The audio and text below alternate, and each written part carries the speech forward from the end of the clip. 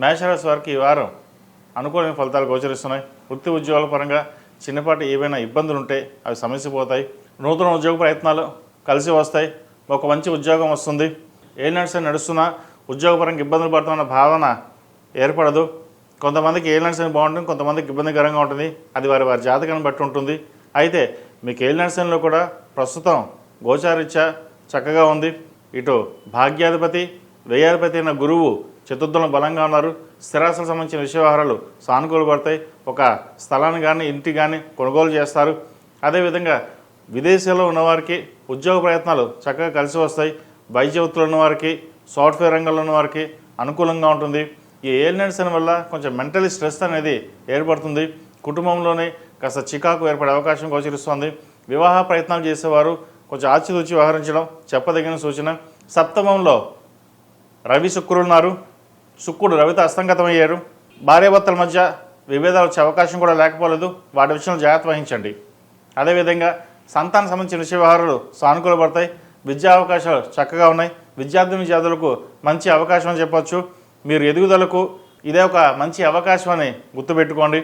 ప్రభుత్వ ఉద్యోగం కోసం ప్రయత్నాలు చేసేవారికి మంచి కాలం అని చెప్పొచ్చు. చక్కగా దాని మీద దృష్టి పెట్టి ముందుకు వెళ్ళినట్లయితే మంచి ఫలితాలు సంప్రాప్తిస్తాయి. విదేశాల్లో ఉన్నవారికి వృత్తి ఉద్యోగాల పరంగా అనుకూలంగా ఉంటుంది. మెంటలీ స్ట్రెస్ అనేది ఎక్కువగా ఉంటుంది. ప్రతిదీ డీప్గా ఆలోచించి చిన్న విషయాన్ని కూడా ఎక్కువగా ఆలోచించడం అనేది జరుగుతుంటుంది. అటువంటి కాకుండా ప్రాక్టికల్గా ఉండి వాస్తవాలు గ్రహించి ముందుకు వెళ్ళడం అనేది చెప్పదగినది. ఈ రాశిలో జన్మించిన స్త్రీలకు వృత్తి ఉద్యోగాల పరంగా, వ్యాపార పరంగా సానుకూలంగా ఉంటుంది. అయితే ఏదైనా ఒక నిర్ణయం వచ్చినప్పుడు డెసిషన్ మేకింగ్ అనేది ఉండదు. 10 పరులుగా ఆలోచిస్తారు. అటు వెళ్దాం, ఇటు వెళ్దాం, ఎలా ఉంటుంది, అలా ఉంటుందని ఒక భావన ఎక్కువగా ఉంటుంది. ఒక ఉద్యోగంలో కావచ్చు, వ్యాపారంలో కావచ్చు, స్థిరమైన నిర్ణయాలు తీసుకోలేకపోతారు. అయితే ఇటువంటి సమయంలో కుటుంబ సభ్యుల సహకారాలు లేదు అంటే కనుక స్నేహితుల సలహాలు తీసుకుని ముందుకు వెళ్ళడం చెప్పదగినది. ఒక్కొక్కసారి సొంత నిర్ణయాలు మేలు చేయవు.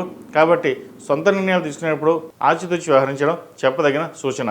అదే జీవిత భాగస్వామితో మాట్లాడేటప్పుడు, వ్యవహరించేటప్పుడు కొంచెం జాగ్రత్త వహించడం చెప్పదగినది. చిన్న చిన్న డిస్టర్బెన్స్ కానీ లేదా మాట పెరిగే అవకాశాలు లేకపోలేదు. వాటి విషయంలో జాగ్రత్తలు తీసుకోవాలి.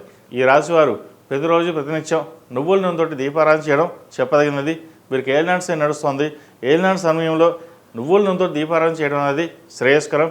అదేవిధంగా ప్రతిరోజు ప్రతినిత్యం కార్తీక దీపం పెట్టడం చెప్పదగిన సూచన. దక్షిణామూర్తి కాలభైరవ మెడలో వేసుకోండి. నరదృష్టి అధికంగా ఉంది. ఈ రాశిలో జన్మించిన వారికి కలిసి వచ్చే సంఖ్య 5, కలిసి వచ్చే రంగు నేవీ బ్లూ. ఏదైనా పని మీద బయటకు వెళ్ళినప్పుడు సోమవారం కానీ శుక్రవారం కానీ వెళ్ళండి. మంచి ఫలితాలు సంప్రాప్తిస్తాయి.